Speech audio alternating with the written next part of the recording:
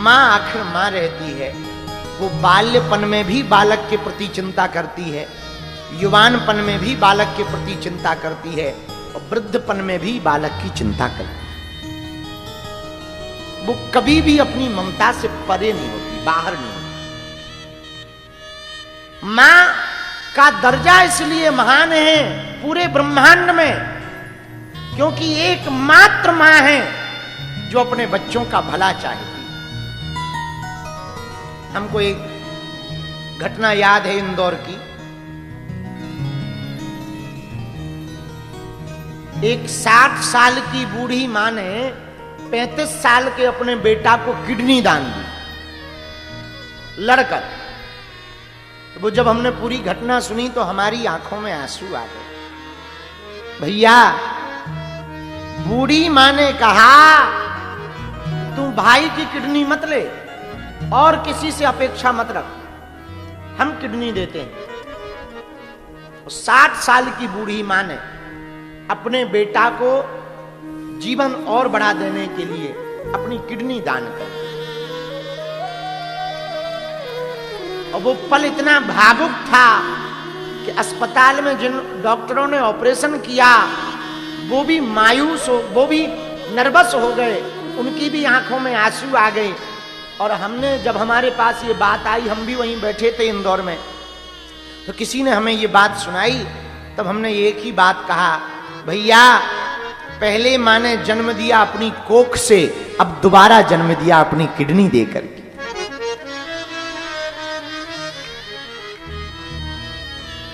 मां किसी भी परिस्थिति में पहुंच जाए पर कभी भी अपने बालक को दुखी नहीं देखना चाहिए। तो मां को गाली दे दो, उल्टा सीधा कह दो, डांट दो, डपट दो, माता जी की सुनो ना। पर तुमने घरों में देखा होगा माता जी फिर भी रात हो जाएगी वो थाली लेके भोजन आ ही जाएगी, खा लो, जो होना है सो होना। बात भले ही ना करेगी पर भोजन देगी जरूर। ज्यादा नाराज हो जाएगी तो बात नहीं करेगी पर भोजन जरूर देगी, डांटेगी, डपटेगी। लेकिन वो हर पल मां केवल बालक का भला चाहे। हमने देखा है कई माताओं को हमारे पास आती हैं जिनके बच्चे विदेश में रहते हैं ना, वो यहाँ आके पता है क्या कहती हैं, गुरुजी, हम उनसे कहते हैं माता जी आपके शरीर में बहुत पीड़ा है। उनके शब्द मुंह से जो निकलते वो बड़े विचित्र निकलते। गुरुजी हमाओ तो सब ठीक हो जाए है, आप हमारी छोड़ो, ऐसो आशीर्वाद दो परदेश में हमाओ लड़का रात है वो ठीक रहे। बताओ ऐसी भावना किसी की हो सकती है? बोलो, क्या ऐसी भावना किसी और की हो सकती है? मित्रों की भावना तब तक आपके प्रति समर्पित है जब तक तुम्हारे जेब में मनी राम। दोस्त यार तब तक आपके हैं जब तक तुम्हारे चेहरे पर चमक है और पॉकेट में मनी राम, तब तक ही दोस्ती निभाएंगे। साथी तब तक ही तुम्हारे साथी हैं जब तक तुम कुछ हो। जैसे ही तुम्हारा बिगड़ जाए तो वो तुम्हारा साथ छोड़ देंगे। देख लें कि तुम बर्बाद हो गए, तुम्हारा साथ छोड़ देंगे। पर भैया पूरी दुनिया साथ छोड़ सकती, बुरा ना मानना। एक घड़ी पिता साथ छोड़ देगा, पत्नी भाग जाएगी, मित्र दूर हो जाएंगे, कोई तुम्हारा सगा संबंधी तुम्हारे साथ खड़ा नहीं होगा। लेकिन एक बात आज हम दावे से कह सकते हैं, तुम कितने भी बुरे रहो तुम्हारी मां जरूर तुम्हारे साथ खड़ी। और हमारा मानना है परमात्मा के शब्द में भी मां है कि नहीं? कहो परमात्मा, बोलो बोलो, देखो है मां। परमात्मा शब्द में भी मां है, महात्मा शब्द में भी, और जन्म देने वाली भी। हमें लगता है वो परमात्मा हर पल साथ नहीं रह सकता, इसलिए उसने मां को बनाया है। मां के रूप में परमात्मा ही है, जन्म देने वाला तो परमात्मा ही हो सकता है। मेरे प्रियजनों, अंतिम बात और कहें, एक बात और पूछें हम आपसे, क्या कोई मां अपने बालक का बुरा चाहती है? बताओ भैया, क्या कोई मां चाहती कि हमारे बच्चे का बुरा हो जाए? क्या कोई मां चाहती कि हमारा बेटा बर्बाद हो जाए? क्या कोई मां चाहती कि हमारा बेटा रोता रहे? क्या कोई मां चाहती कि हमारा बालक भूखा रहे? बोलो, अरे बोलो ना। जब संसार की साधारण मां अपने बालक का बुरा नहीं चाहती, अपने बेटे को रोता हुआ नहीं देख सकती, तो वो परांबा कब अपने बालक को रोता हुआ देख सकती है? वो परांबा शक्ति, वो त्रिपुर सुंदरी माता, वो जगत जननी भवानी, वो भगवती कब आपका बुरा चाहेगी? इसीलिए भैया, नवरात्रि का पावन पर्व चल रहा, तुम उन भगवती के चरणों को पकड़ लो। जैसे संसार की मां तुम्हारा बुरा नहीं चाहती, यदि तुम भगवती के चरण पकड़ लोगे तो परांबा भी तुम्हारा कभी बुरा नहीं होने देगी। संसार की मां स्वयं भूखी रहती है पर बच्चों को भोजन जरूर कराती है, स्वयं सोती नहीं है पर बच्चों को जरूर सुलाती है। हमको आज भी वो दिन याद है भैया, हम जहां रहते थे गांव में, आप लोगों ने निवास देखा होगा पुराना, जहां हमारी माता जी का घर है, पुराना वाला पीछे की तरफ। वहां निवास में एक छोटी सी झोपड़ी थी, अब तो वो थोड़ा ठीक ठाक हो गया, खप्पर वाला ही था, अभी भी खप्पर वाला ही है, ज्यों का त्यों है। थोड़ा सा उसमें डेंट पेंट हो गया, गोबर की लिपाई पुताई हो गई, बस इतना कह दे। वही उसी में हम रहते थे, उसी में पिताजी माताजी और भाई बहन तीनों चारों लोग रहते थे। हमको आज भी याद है, गर्मियों में लाइट तो रहती नहीं थी, हालत ठीक नहीं थी, तो लाइट तो रहती नहीं थी, तो गर्मी भयंकर लगती थी। अच्छा, हमारे क्षेत्र में गर्मी बहुत होती है, कभी कभी 50-50 सेल्सियस हो जाती है, इतनी तेज गर्मी, तो भयंकर गर्मी रहती थी। तो गर्मी में तो बड़ी आफत, नींद नहीं आती थी। रात को बाहर चटाई, जानते हो आप लोग, चटाई होती थी, तो हमारे पास में एक फटी हुई चटाई थी, वही चटाई लेकर के बाहर हमारे जो पड़ोसी रहते थे, उन्होंने अपने मकान के बाहर चबूतरियां बना रखी थी। चबूतरा जानते हो ना, उसी चबूतरा पर हम रात को चटाई बिछा लेते थे।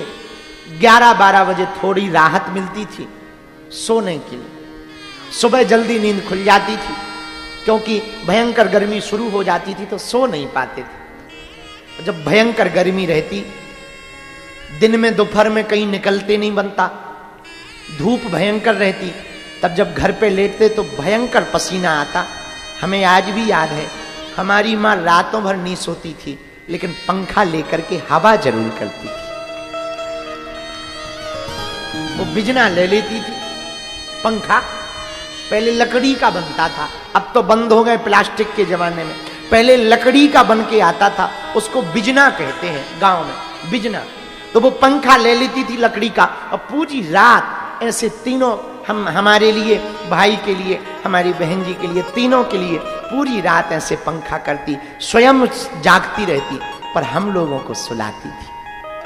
आज हम सुबह से बैठे बैठे सोच रहे थे कि बताओ, जब संसार की मां जिसने जन्म दिया, वो अपने बच्चों को सुख देने के लिए खुद जगती रहती, स्वयं कष्ट पाती, पर बच्चों को सुख देती, यदि हम परांबा के पक्के पूत बन जाएं, सपूत बन जाएं, तो वो अम्बा कब हमको सुख ना देगी? वो भला क्यों बुरा चाहेगी? वो परांबा क्यों बुरा करेगी? इसलिए भैया, नवरात्रि के पावन पर्व में जितनी भी भगवती की साधना कर रहे हैं, हमारी प्रार्थना है, भगवती के चरणों को ऐसे मत पकड़ो कि देवी है ना, ऐसे पकड़ो कि ये मां है और हम बेटा है, या हम बेटी है। इस भाव से उपासना करो। इस भाव से आप उपासना करोगे तो भगवती बहुत प्रसन्न आपके ऊपर होंगी, बहुत प्रसन्न होंगी। और हमको भरोसा है, इसी नवरात्रि के पावन पर्व में ही आपके ऊपर भगवती की कृपा हो जाए। और एक बार भगवती की कृपा हो गई, सोई समझो जय जय हो गई। एक बार भगवती आपको पूत स्वीकार कर ले में, हनुमान जी को माता जानकी जी ने ही तो स्वीकार किया। राम जी ने तो दूत बना के भेजा था हनुमान जी को। क्या बना के भेजा था? बोलो बोलो। और हनुमान जी ने कहा भी, राम दूत में मातु जानकी। माता जी ने जब परिचय पूछा, कौन हो? हनुमान जी ने हाथ जोड़ करके कहा, राम दूत में मातु जानकी।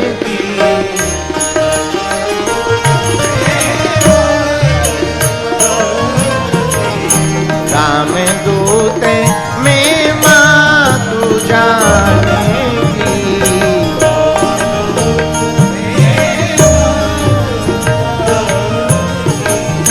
सत्य शपथ करुणा निधान की।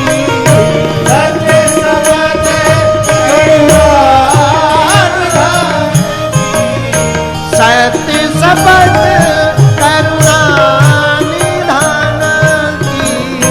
सत्य शपथ करुणा निधान की। राम दूत में मातु जानकी।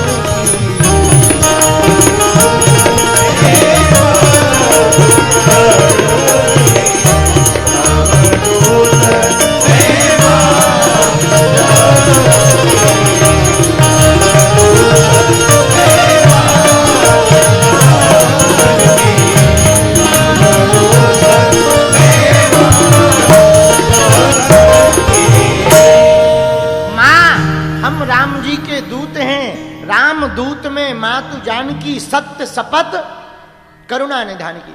तो हनुमान जी क्या बनकर गए? बोले दूत बनकर गए। लेकिन इतना प्रभावित किया मां जानकी जी को, इतना प्रभावित किया कि बनके गए थे दूत, लेकिन बनकर आए माता जानकी के पूत। और ये भी हम नहीं कह रहे, सुंदर कांड में वर्णन आया। मां जानकी जी ने कहा हनुमान जी से, अजर अमर गुण निधि सोते हो, करही बहुत रघु नायक छो। अजर अमर गुण निधि सोते हो, करही बहुत रघु नायक छो। बेटा तुम अजर हो, अमर हो, गुण निधान हो। हनुमान जी ने मुंह टेढ़ा कर दिया। क्या बात है बेटा, वरदान अच्छे नहीं लगे? नहीं मां। अच्छा बेटा, आज हम एक बात और कह रहे। क्या? लंका में कोई हमारा नहीं है, पर हमको आज एक बढ़िया उपाय मिल गया। क्या मिला मां? हमको आज एक बेटा मिल गया। मां, आपने हमें बेटा कहा? हां, तुम हमारे बेटा हो, सुत हो, अजर अमर गुण निधि सुत। आज से तुम हमारे बेटा हो। हनुमान जी की आंखों में आंसू आ गए। क्यों रो रहे हो बेटा? मां, एक जन्म हुआ था अंजना माता के यहां पर, अब ये हमारा दूसरा जन्म हो गया। आपने हमको अपना बेटा कह लिया, आप हमारी मां हो गई। मां, अब हमारी जिम्मेवारी है प्रभु को लंका लाने की। आप चिंता मत करो, अब हमारी जिम्मेवारी। भैया, भक्ति में इतनी शक्ति है कि हनुमान जी दूत बनकर गए थे, पर पूत बनकर के आए। हम प्रार्थना करना चाह रहे, जब हनुमान जी मां जानकी जी के पूत बन सकते हैं, तो आप भी तो जगदम्बा परांबा के सपूत बन सकते हो। पर कैसे? जैसे हनुमान जी पूत बने,